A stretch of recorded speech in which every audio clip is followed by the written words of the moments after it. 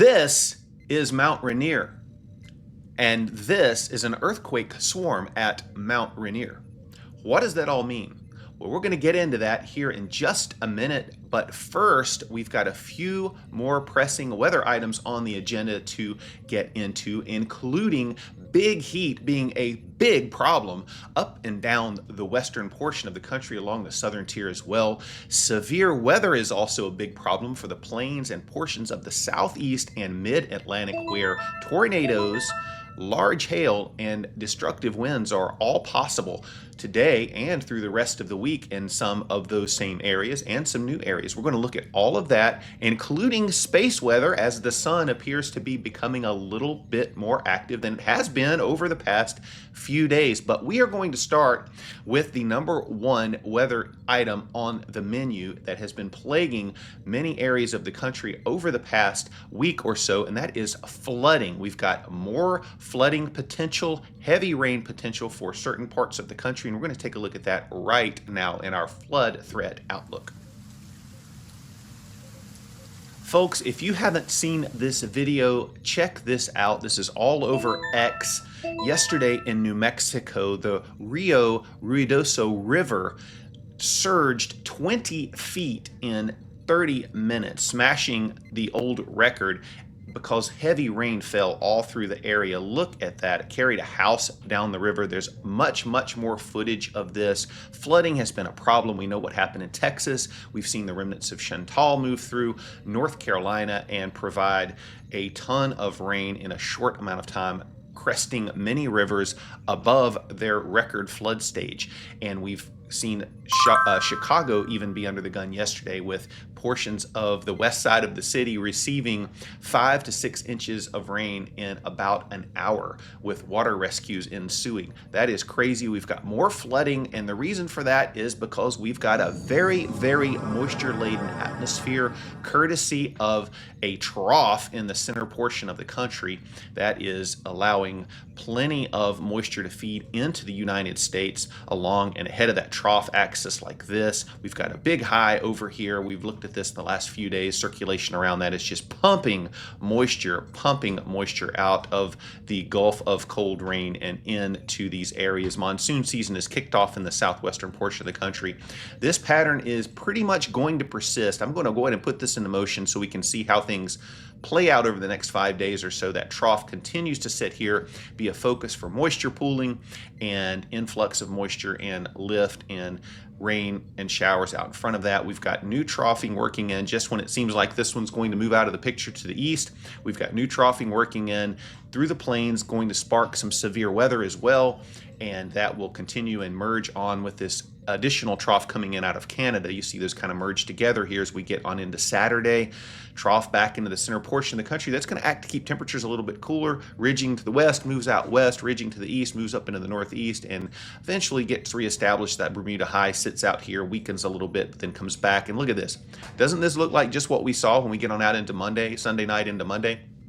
Looks like the same pattern again. So my suspicion is the same portions of the eastern sections of the country are going to be under the gun over the next few days. This is precipitable water, and look at this. This is extreme values. When you start to see these reds, they are everywhere over the south and southeast, surging up into the mid-Atlantic. We get on into Thursday afternoon, Friday. That atmospheric river just sort of sits in place. Fortunately, we do not have a major storm system or a very defined frontal boundary sitting at the surface, because if we did, we would see so much rain because of all of this moisture content. We get on out into Friday and Saturday and Sunday, and look, we just see moisture after moisture after moisture, round after round of moisture, and then it resets again as we get on into the end of the period. This is 5 days, 6 days out. So not a lot of relief in sight.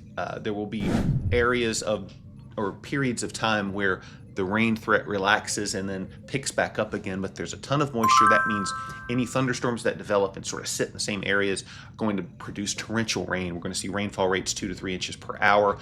There is a moderate risk of excessive rain from the Weather Prediction Center. A big slight risk around that, encompassing much of the Piedmont section of central South Carolina, North Carolina from the coastal plain to the mountains, and up here in Virginia, almost all of Virginia and portions of the Delmarva and to the mid-Atlantic as well, back into West Virginia. So we could see lots of heavy rain, marginal risk around that. That is today. Tomorrow, many of those same areas have at least a marginal risk, if not a slight risk up here in the plains with training of thunderstorms, moisture up there with thunderstorms moving through. We're going to take a look at a future radar in a minute. We'll see how all of that plays out.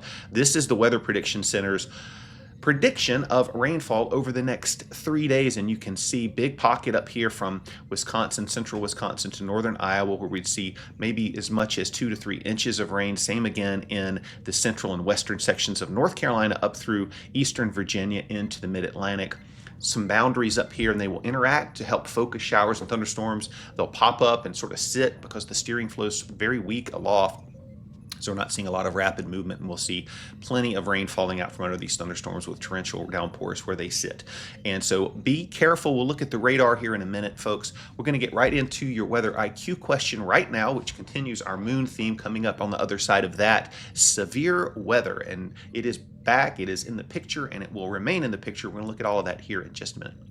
Yeah, we got all the weather here, folks, including information about the moon. And if you've been tuning in, you've noticed that we've been asking a lot of questions about that in our Weather IQ. So this is sort of part 2 in our moon series. And so today's question is related, and of course continues to be full moon related. And here it is, a full moon that appears brighter and larger because it is closer to the Earth in its orbit is called what?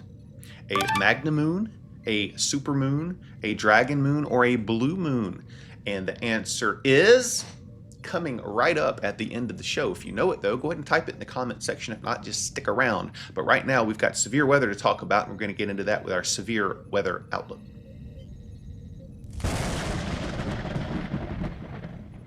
We have the tale of 2 distinct severe weather threats on the docket this afternoon. One for the southeast up into the mid-Atlantic, and the other for the north central plains. And they're both going to act a little bit differently. In the east, we have precipitation loading, fueling wet microbursts. What does that mean? Well, you've got a lot of moisture content in the atmosphere.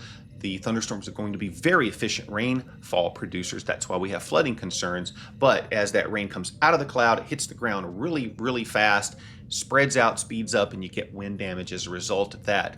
We won't see those kinds of destructive winds, though, that we might see out here in the central plains, where you've got extreme instability almost, with mid-level energy working on that. Kinematics, thermodynamics come together to give you a higher wind threat, potentially tornadoes too, where there's a little extra spin in the lower levels of the atmosphere. And so you can see tornadoes potentially here in the Dakotas, although not a massive threat. Take that seriously if you get warned for a tornado. South Dakota looks to bear the brunt of the high winds, with gusts potentially into the 70s or 80s as clusters of storms develop and merge together, combine forces, so to speak, and push that wind ahead as the line moves through. And then you've got a chance of baseball-size hail as well in the Dakotas, where lapse rates are a little bit better aloft. And isolated severe thunderstorms around that, where you see the brown here, that's wind potentially as well. So we'll see isolated thunderstorms. Wash, rinse, repeat tomorrow. May see even see a little bit of an upgrade here to the western portions of the Northeast as the models come into better focus on where the thunderstorm placement might be best and most favored. Down here in the Southeast, again, slight risk, and the same in the plains tomorrow. We're going to look at instability in a minute, because that's what's fueling a lot of this. Again, wind and hail being the primary threats in the west, wind being the primary threats out east. And we'll see the same situation set up for Friday, although the northern part of the central threat may shift over into the western Great Lakes a bit. Instability looking really strong this afternoon in the Dakotas. Look at this, 3,000 and 4,000 joules per kilogram. Plenty of instability in the southeast too. So we're going to see a moisture-laden air mass fuel lots and lots of instability over the coming days. Look at this, tomorrow, big extreme instability in the plains with, let me get on a better view. We can actually see the whole thing together. There it is. And you can see 5,000 joules per kilogram up here in the northern plains. That will shift on to the east and center itself over Minnesota, Wisconsin, Iowa as we get on into Friday. Still lots of instability in the southeast, so we're going to see showers and thunderstorms continue there. Future radar. Now, let me just caveat this. Because the radar doesn't show something forming over your house, if you're in the threat area, take take it seriously because you could see that the radar doesn't know exactly where to place thunderstorms, but you can see generally North Dakota, South Dakota, quickly through the early afternoon hours, mid-afternoon, we're going to see thunderstorms fire up out here and then begin to merge, particularly down here in South Dakota, into little clusters or line segments. And the model's not really, or the SPC doesn't have this area under a big risk, but from Sioux City to Sioux Falls to Norfolk, you could see a line move through producing severe wind gusts later in the evening. So don't discount the possibility just because you're not under a threat right now. That may change throughout the day if more models agree with this scenario. Tomorrow, we repeat the same sort of pattern again. Out here, we get on into the overnight or the later on in the afternoon, evening hours. We're seeing plenty of thunderstorms working up through the Central Plains. There they move through. Nebraska, South Dakota, North Dakota, anywhere in those areas, we're going to see the potential for severe weather tomorrow. And there you have it. You get on into late evening hours. You'll see some of that activity hang together and persist through the Friday morning hours, and then that'll intensify as it moves on into the Midwest, up into Minnesota, up into International Falls, and back down to St. Cloud, and over eventually into Minneapolis. And then we get into Iowa. We see plenty of those thunderstorms develop, move through Des Moines, Ames, all of those areas there up into Wisconsin eventually as we get into the overnight hours. So plenty of opportunity for showers and thunderstorms over the next few days. Some of those will be severe out here in the mid-Atlantic and the southeast this afternoon. Look at this, thunderstorms popping up from New England all the way down into the southeast, up over much of the Tennessee and Ohio Valley as well.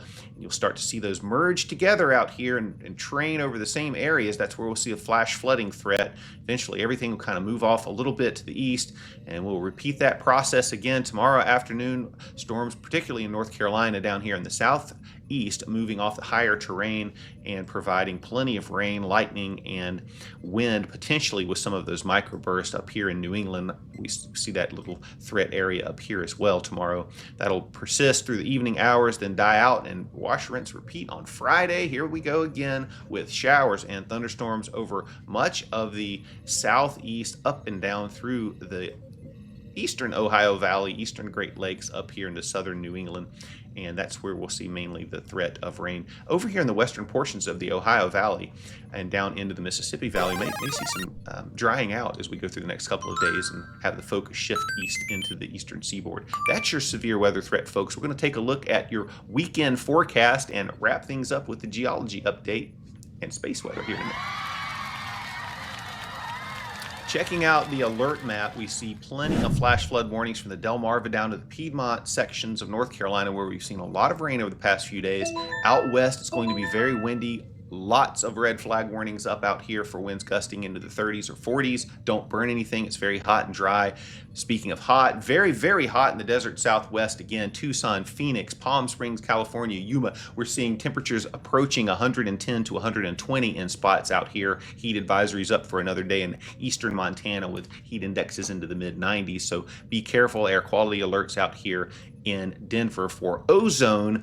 Windy across the west. We can see the wind map here easily. These areas of green gusting into the 20s, 30s, greens or 30s and 40s potentially in some of these spots. Plenty of background winds this afternoon out west. Into the southeast too, could see gusty winds this afternoon, 15 to 25 miles per hour in spots. Thunderstorms will exacerbate that problem. Not too bad up in the northeast of the Mississippi Valley. Air quality pretty good in the east. Denver again, ozone, Salt Lake City, down to Los Angeles, looking at air quality issues. Limit your exertion outside if you're sensitive to that. Temperatures over the next several days today, very, very warm temperatures up in the central plains, back down in the desert southwest. Over across the east, we're looking at temperatures in at least the mid 90s, and then a little bit of a better profile up in the Great Lakes and New England areas, and that will persist tomorrow as we see 90 surge into the central plains, hundreds back into the south central plains, the desert southwest. You cool off up here in the northeast pretty good, but it remains hot and muggy in the southeast.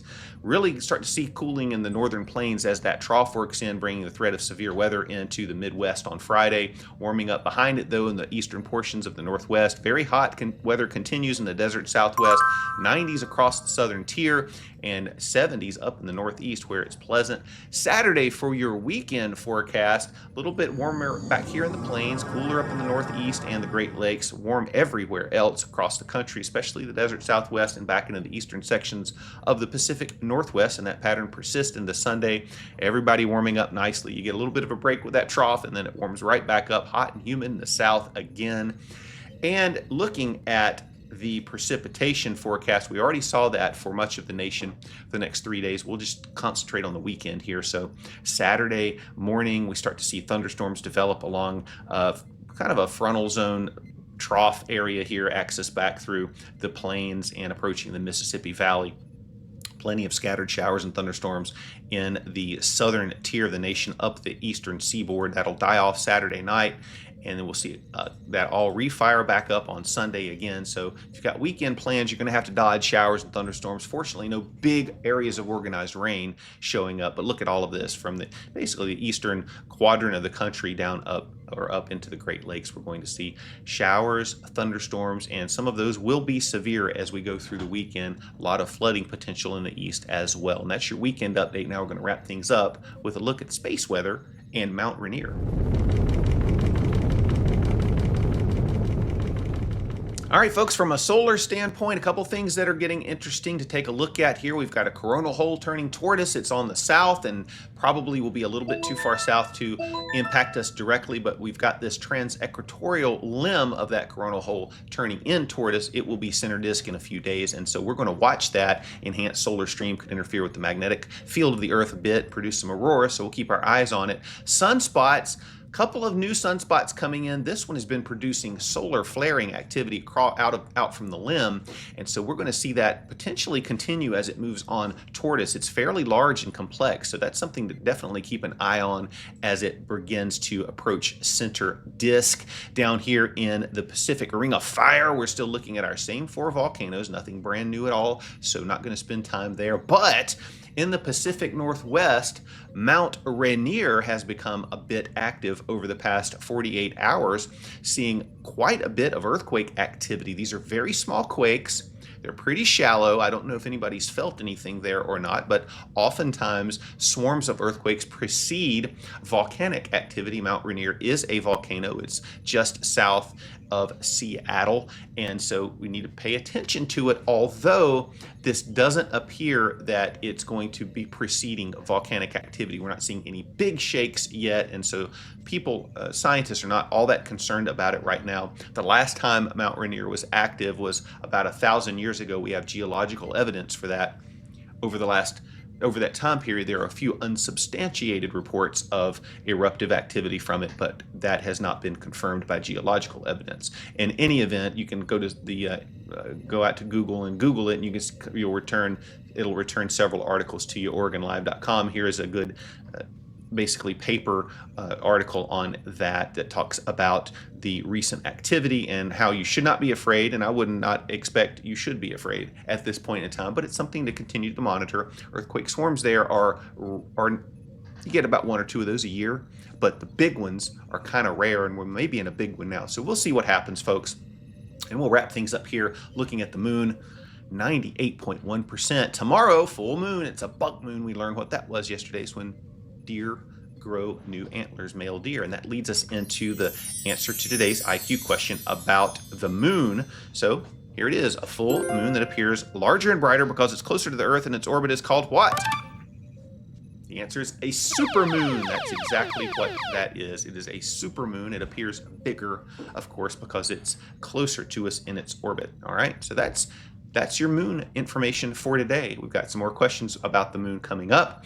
Also, on this date in 1877, Wimbledon hosted its first tennis tournament. I don't know if you knew that or not. And lastly, in 1981, Donkey Kong was released as an arcade game by Nintendo. The arcade game debuted, making the first appearance of a Mario, which was then called Jumpman, and it was a major success and a pivotal moment in video game history, and Mario went on to star in many other video games after that, including Super Mario Brothers for Nintendo when it was released. So fun times, fun games, and now you know where it is dark, now you know where it is light, now you know about video games and the moon and the rest of the weather. And I hope you have a wonderful day, folks. This is Cold Rain, as always, reminding you other stations run 24/7. We got you covered right here, right now. 48-14. Take care. Have a blessed day. We'll see you back soon.